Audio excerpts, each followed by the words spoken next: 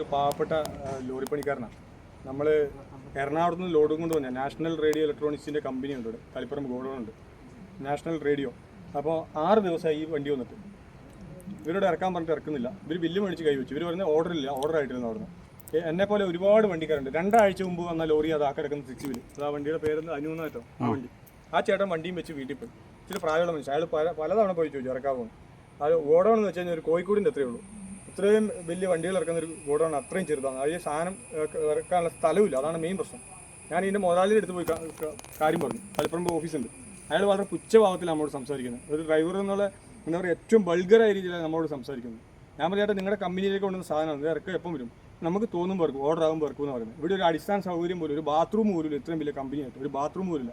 ഈ ബിൽഡിങ്ങിന് പെർമിഷൻ കൊടുത്തത് തന്നെ എനിക്ക് സംശയം തോന്നുന്നുണ്ട്. കാരണം ഒരു ബാത്റൂമും ഇല്ലാത്ത ഒരു ബിൽഡിങ്ങിന് എങ്ങനെ പെർമിഷൻ കൊടുക്കില്ല വരും? അങ്ങനത്തെ ഒരു അവസ്ഥയിൽ ഇവിടെ കാര്യങ്ങൾ ഓടുന്നത്. ഒന്ന് പരമാവധി ഷെയർ ചെയ്യണം കേട്ടോ. ഫുഡ് കഴിക്കണമെങ്കിൽ ഇവിടെ 3 കിലോമീറ്റർ പോകണം. ഇവിടെ മഴയായതുകൊണ്ട് വെച്ച് കഴിക്കാനുള്ള സംവിധാനമില്ല. വണ്ടിയിൽ ഗ്യാസും കാര്യങ്ങളൊക്കെ ഉണ്ട്, പക്ഷേ ഒരു മഴയാണ്, നിങ്ങളറിയുന്നില്ല അവസ്ഥ, അതുപോലത്തെ മഴയാണ്. അതുകൊണ്ട് പറ്റുന്ന ഡ്രൈവർമാരൊന്ന് ഷെയർ ചെയ്യണം. നമ്മളെ കഷ്ടപ്പെടാം. അത് ഇങ്ങനത്തെ ലോഡ് കിട്ടി എടുക്കരുത്. പണിയില്ലെങ്കിലും വീട്ടിലിരുന്നാൽ മതി. കാരണം ഇങ്ങനെ വന്ന് കിടന്ന് മനുഷ്യനെ നിറയിപ്പിക്കരുത്. ഇത് വർഷങ്ങളായിട്ട് ഇത് തന്നെ ഇവിടെ തുടരുന്നത്. ബാക്കിയുള്ള ഇവിടെ ലോഡ് കൊണ്ടുവരുന്ന ഒരു പ്രാവശ്യം കൊണ്ടുവന്ന ഡ്രൈവർ പിന്നെ കൊണ്ടുവരില്ല. ഓക്കെ എന്നാൽ.